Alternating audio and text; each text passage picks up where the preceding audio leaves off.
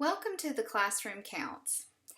I'd always wanted to try out an online platform of some type as my career in teaching is winding down to a close. I wanted to share some of my favorite lessons that I've generated over my years of teaching, but I've never taken the time to figure out how to do that. But now, since I'm not being able to physically meet my students in the classroom, I'm being forced to try out some online platforms. And we've not covered narrative writing yet.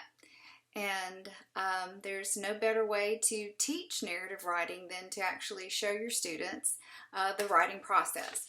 And in my vigorous cleaning that I've been doing while I've been at the house, under our stay-at-home order, I found a novel that I wrote several years ago for my own children. The reason that I wrote a novel for my own kids was that at the time my daughters were reading a great deal. They still read a lot.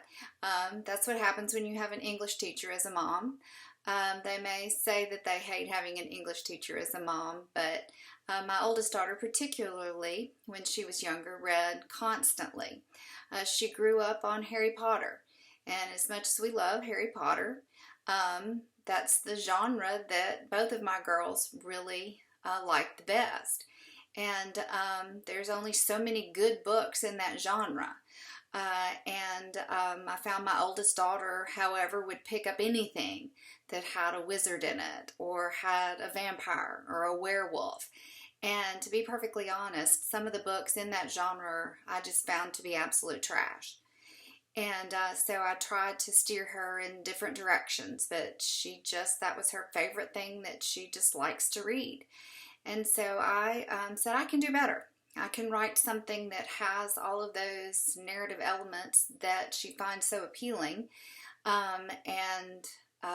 So I did.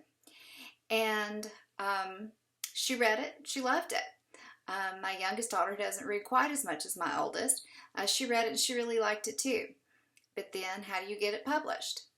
I had a friend in the publishing business, and she was gracious enough to actually take my book and steer it to some people to read it. And it was a novel that has a Christian bent to it. And however, it is rated PG-13. And it was not a fit for their publishing house. It has some language in it. It has some scenes in it that were a little too real for their publishing house. And she was very honest with her feedback. But that's why my daughters liked it. The novels that they were reading that I tried to steer them toward that were a little more Christian in nature, they didn't think was real world enough. And that's why they didn't like that genre. And that's why I put more real world elements in my novel. So my friend was gracious enough to pass it on to their secular publishing side of their publishing house.